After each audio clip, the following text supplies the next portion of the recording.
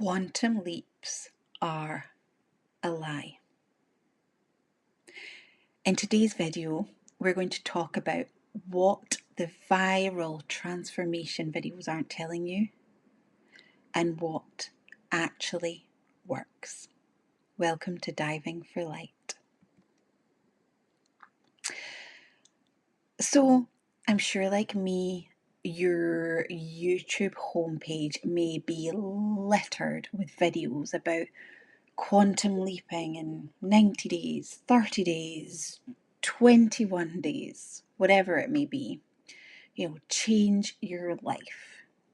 And these videos are getting thousands of views, if not millions of views. And do you know what? They're really inspiring stories. And there's always like a pretty narrative around how everything shifted effortlessly. And do you know what? I am so glad for those people if everything shifted effortlessly in 30 days, 90 days. Now, do I believe in quantum leaps? Absolutely. Do I believe in parallel realities? Absolutely. Do I believe in identity shifting? Absolutely.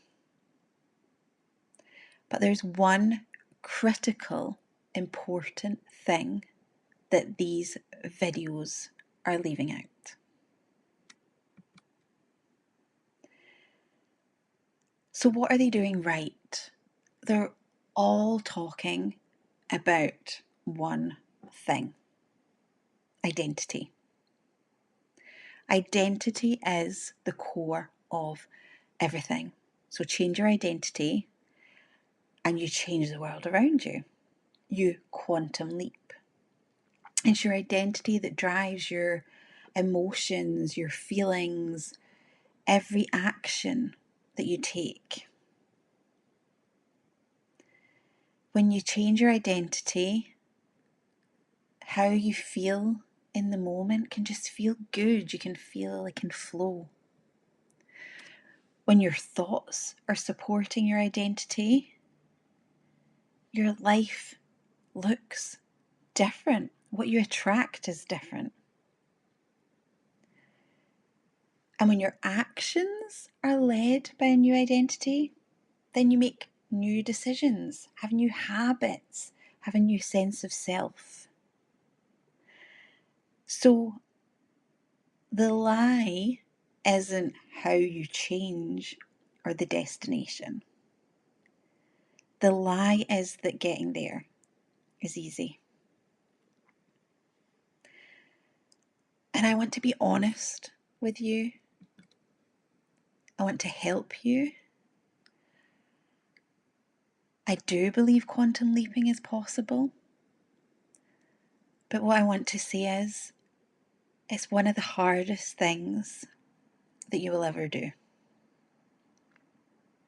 To let go of part of your identity is one of the hardest things that you'll ever do. So I'm sure you know your identity is formed in childhood by potentially parents, family members, your environment, your experiences. We form an identity, a personality, and it becomes who we are, like deeply ingrained in us. And to change that, it literally feels like a death. I'm sure at some point in your life you'll have lost a loved one. And you may remember the feelings of grief and bargaining with the universe, with God, whoever. Just bargaining, saying you just want them back. You want things to be the same. You go through those same feelings of grief when you're changing your identity. It's like you're bargaining with the universe, saying, I want to change who I am. I want these things. I want this new life. I want to quantum leap. But there's a resistance to it. It's like, give me that, but also I just want to stay as I am because it feels maybe not even good, but comfortable. So I just want to put it out there, that resistance is real. The pain, the grief is real. The crying at 3 o'clock in the morning, that's all real. And to watch a YouTube video with a kind of 30-day glow up that just looks effortless and amazing, that isn't real. There's pain behind that. And I want to normalize the challenge because I think so often you watch these YouTube videos or read books or whatever, and it seems easy. So when for you it feels hard and it feels uncomfortable, you think you're not doing it right, that you're doing something wrong. But actually, you're doing everything right. So if you've been through this before, you've maybe got to that point of pain, I want you to feel proud of yourself. You weren't doing it wrong. You were doing it right.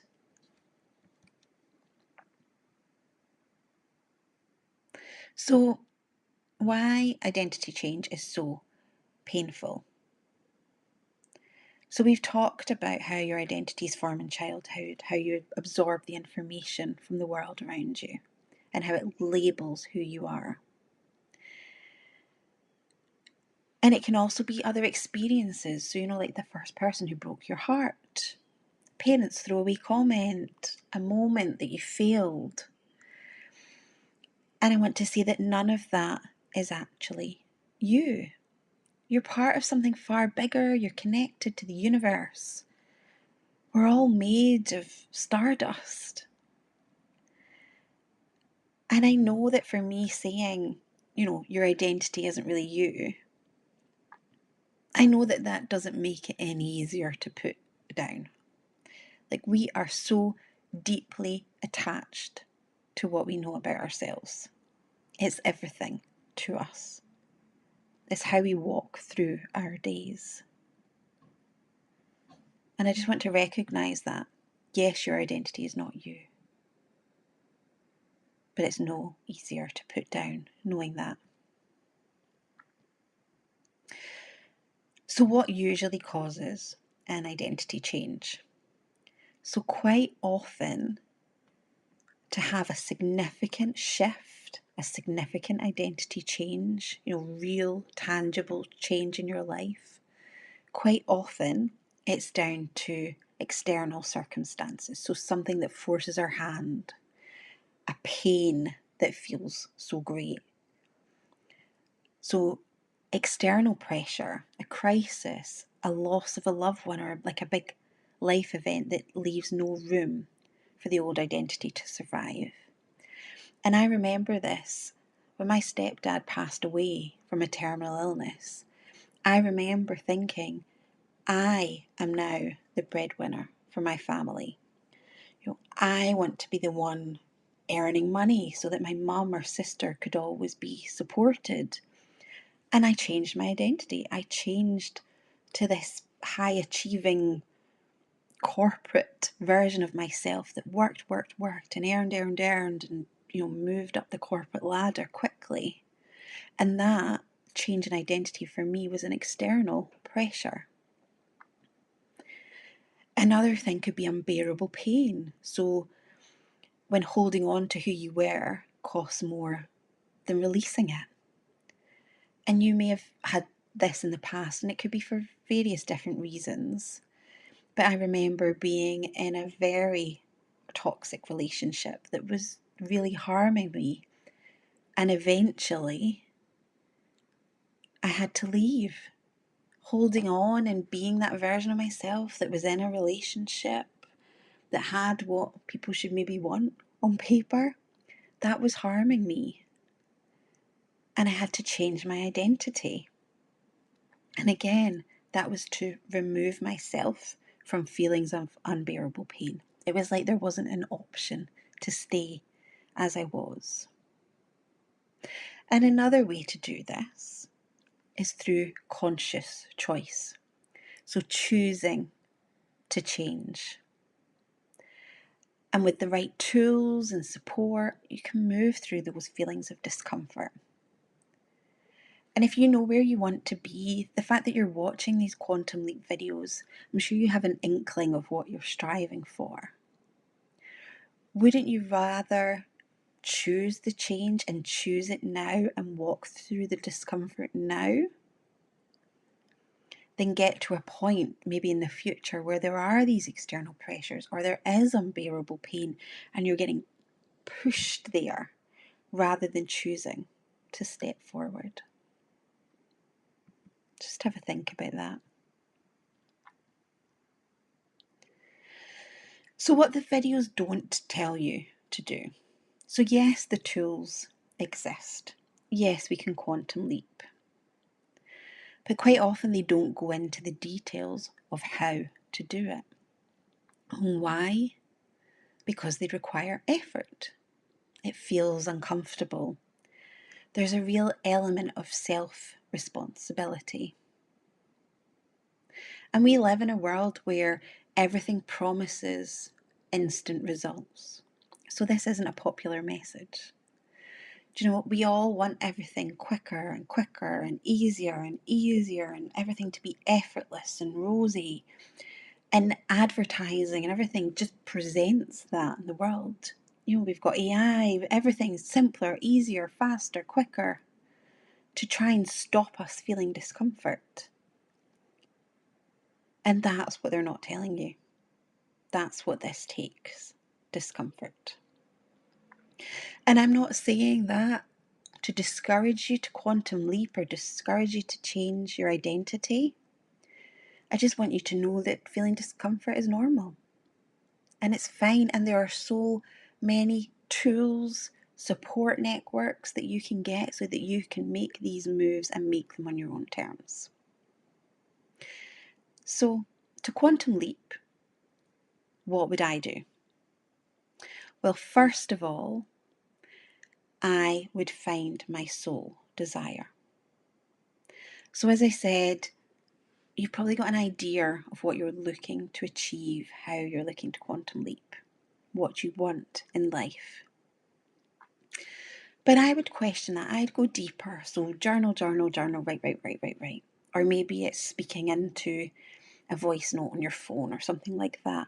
Or maybe it's doing a visualization, meditation, trying to see, right, what is it that you want in life? And I'd really challenge it. And what do I mean by challenge it?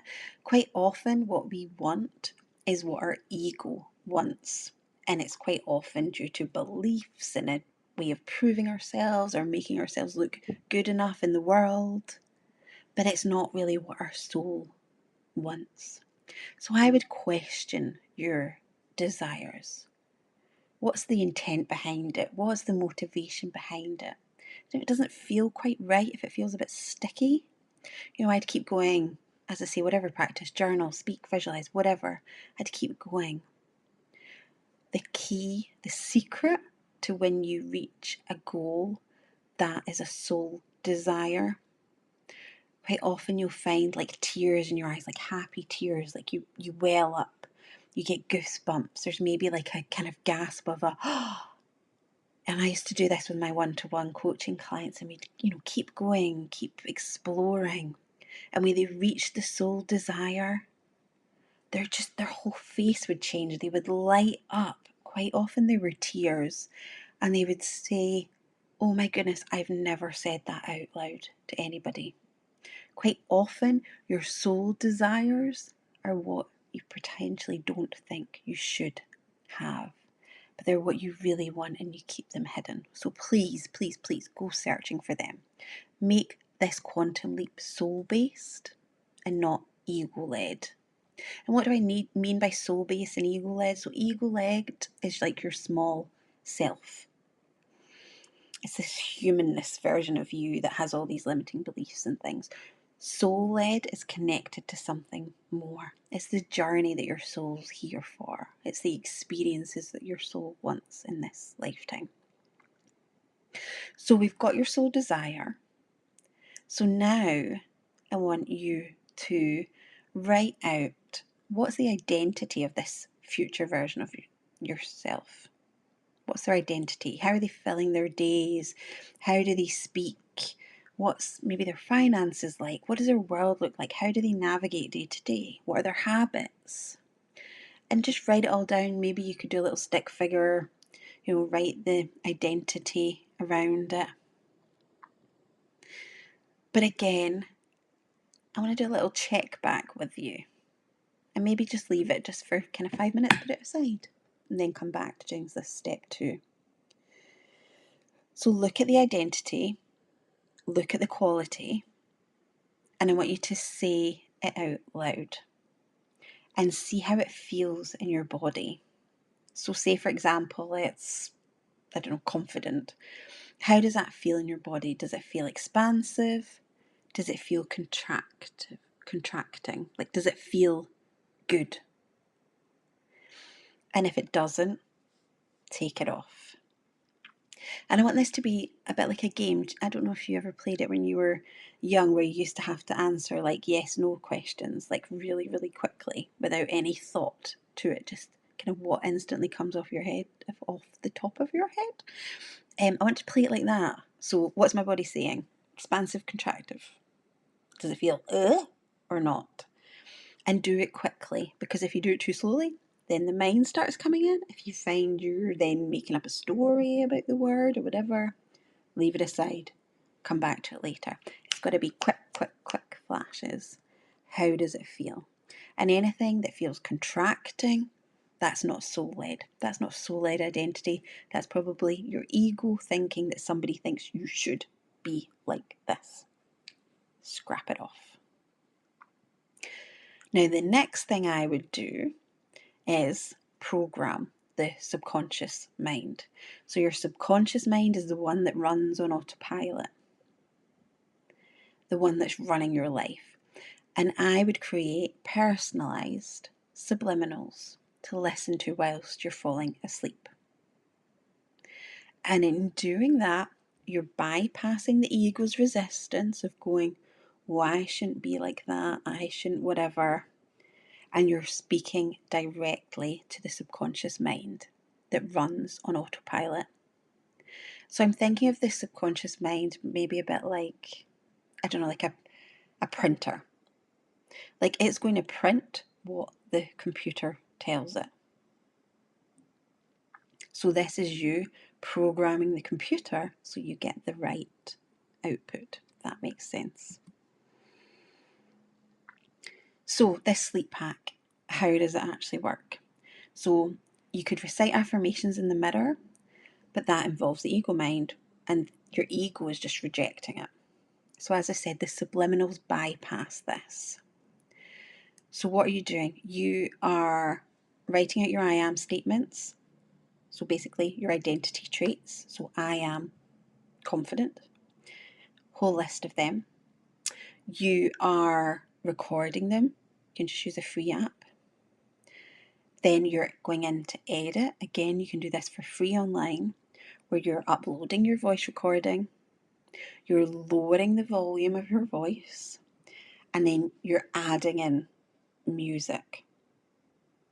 It can be music, it could be like nature sounds, water, whatever you like, whatever feels good to you that you'd be happy going to sleep with and kind of wouldn't trigger you and feel annoying, whatever makes you feel comfortable. So it's basically the recording, the voice is barely audible. And it's like you're going to sleep listening to this lovely music. But while you're doing that, your subconscious mind is being reprogrammed. It's connecting to your soul's desires, your identity that you want, and it's not triggering that resistance. And this method alone has helped me shift habits that I've had for years and years and years. It's led me to receive large amounts of money that just kept dropping in, all unexpected ways.